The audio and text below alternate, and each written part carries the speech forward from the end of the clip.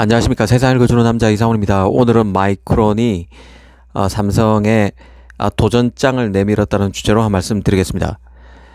파운드리에서 트랜지스터 구조가 바뀌는 3나노, 2나노가 파운드리 선두 경쟁에 분수령이 되고 있는 것처럼 메모리에서도 분수령이 되는 제품이 있습니다. 바로 고대역폭 메모리라는 HBM입니다. 이 인공지능인 AI 붐이 일면서 핵심 부품이 되고 있는 게 바로 HBM인데요. 이 프로세서인 GPU만 중요한 게 아닙니다. 통상 상식적으로 생각하는 메모리 모듈 구조는 AI 연산에 불리합니다. 이 프로세서가 폭발적인 양의 데이터를 빠르게 처리하기 위해서는 이 프로세서와 메모리 간의 거리가 더 가까워야 유리합니다. 데이터가 프로세서와 메모리를 왔다 갔다 하는데 거리가 멀면 불리할 수밖에 없는 탓이죠. 그래서 프로세서와 거리가 더 가까운 니어 메모리가 뜰 수밖에 없습니다. 연산 장치 가까이에서 밀착해서 정보를 누구보다도 빠르게 남들과는 다르게 토스해 줄 수 있는 메모리가 부각되고 있는 것입니다. 그런 관점에서 뛰어난 메모리가 바로 HBM입니다. GPU와의 거리가 기존 그래픽 D램인 GDDR보다 더 가깝기 때문입니다. 더구나 HBM은 용량도 뛰어난데요. 적층이 가능한 탓입니다. 이 하이닉스의 경우는 2GB짜리 D램을 12개 수직으로 쌓아서 24GB 용량을 만들었습니다. 바로 HBM3죠.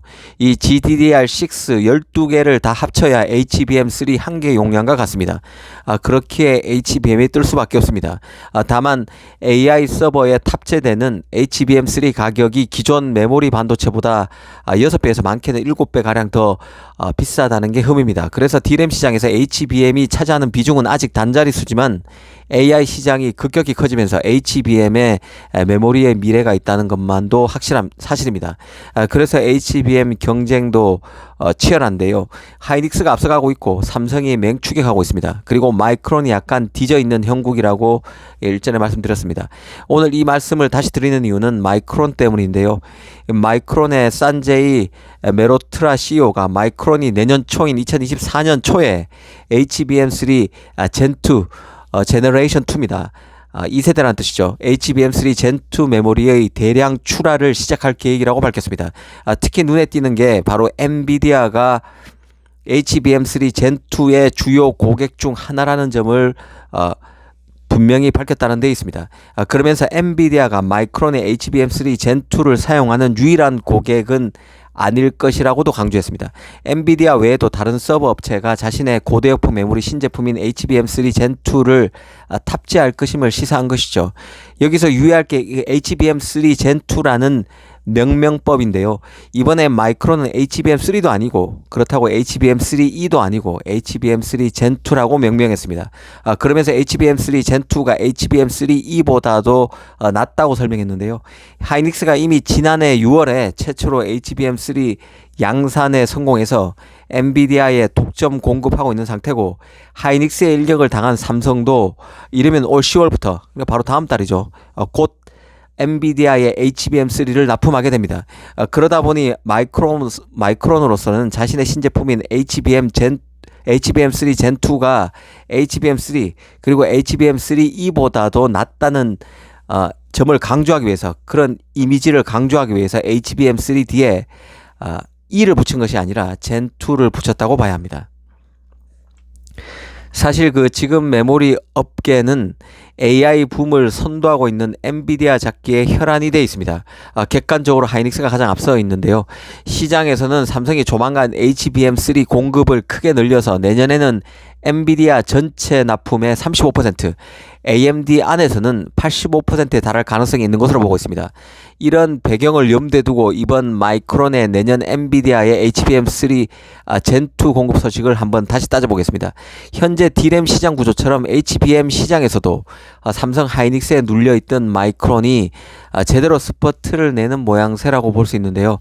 특히 마이크론이 내년 초에 엔비디아에 납품하는 고대역폭 메모리의 사양이 HBM3 젠2라고 밝힌 점이 더 특별하다고 볼 수 있습니다. 마이크론 입장에서는 HBM 초기 시장에서 하이닉스와 삼성에 완전히 밀렸습니다. 일전에 말씀드린 대로 마이크론은 과거 HBM 대신에 이 하이브리드 메모리 큐브라는 HMC 기술에 더 많이 투자했었습니다. 이 HMC는 HBM과 비슷한 시기에 개발된 매우 유사한 개념을 가진 메모리였는데요. HMC 주변 생태계가 폐쇄적이어서 결국 HBM이 3D 적층 D램의 업계 표준이 됐습니다. 그러면서 HBM 개발 경쟁에서 밀릴 수밖에 없었던 게 바로 마이크론이죠. 이 당초 마이크론은 내년인 2024년 초에 HBM3를 내놓고 2024년 하반기에나 HBM3 젠2를 만들어서 엔비디아와 거래를 트겠다고 밝힌 적이 있는데요. 이게 한 반기 정도가 더 당겨진 것입니다. HBM3 젠2를 내년 초 2024년 초에 납품한다고 밝혔으니까 그 시점이 반기가량 빨라진 것이죠. 6개월가량 빨라진 것입니다. 특히 삼성도 곧 엔비디아에 빠르면 10월이니까 조만간이죠. 엔비디아의 HBM3 납품에 들어가면서 하이닉스와 삼성은 공이 엔비디아의 HBM3를 공급하는 업체 리스트에 이름을 올렸습니다. 마이크론 입장에서는 엔비디아의 고대역폭 메모리를 먼저 납품하는 업체 경쟁에서 뒤진 만큼 제품 사양만이라도 더 앞서 나가야 한다고 절치부심했을 것이고 결국 HBM3E보다도 더 낫다는 뜻에서 HBM3 젠2라고 이름을 붙인 고대역폭 메모리를 납품한다고 공식적으로 마케팅한 것으로 볼 수 있겠습니다. 그것도 CEO 언급으로 이런 마케팅에 나선 것이죠. 사실 그 마이크론만 HBM을 부르는 명명법을 바꾼 게 아닙니다. 삼성도 마찬가지인데요. 삼성은 올 4분기에 HBM 그 차세대 제품인 HBM3P 샘플을 엔비디아와 AMD에 공급하는 것으로 알려져 있는데 HBM3P도 이전에 없던 명칭입니다. HBM2와는 다른 명명법이죠. HBM3P라고 명명했습니다. 더 높은 성능과 용량을 부각하기 위해서 회사만의 명명법을 들고 나와서 자신이 챔피언이라고 강조하는 그 마케팅적 요소가 가미되어 있다는 게 개인적인 생각입니다. 이는 마치 그 인텔이 제조 리더십을 삼성과 TSMC에 내주자 자신의 노드 명칭을 바꾸는 등의 모습과도 비슷한 이치입니다. 그만큼 경쟁이 가열되고 있다는 뜻이고 기존의 마케팅 요소에서 자신의 그 노드 명칭 자체가 불리해지자 기존 삼성과 TSMC의 노드 명칭을 인텔이 따라가는 그런 형태가 됐던 것이죠. 파운드리 명칭에서는 그런 노드 명칭에서는 그런 의미가 있는 것입니다. HBM 같은 경우도 하이닉스가 먼저 앞서가자 기존의 명명법과는 다른 명명법을 통해서 삼성이나 마이크론이 하이닉스에 뒤지지 않고 있다는 이미지를 부각시키기 위해서 그런 명명법을 시도하는 것이죠.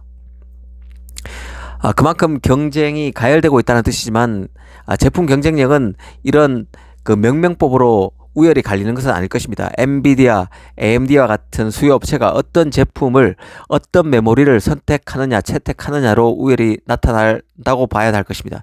오늘은 마이크론 CEO가 내년 초인 2024년에 엔비디아의 HBM3 젠2 메모리를 납품한다는 소식을 계기로 HBM3 경쟁에 대해서 한번 생각해 봤습니다.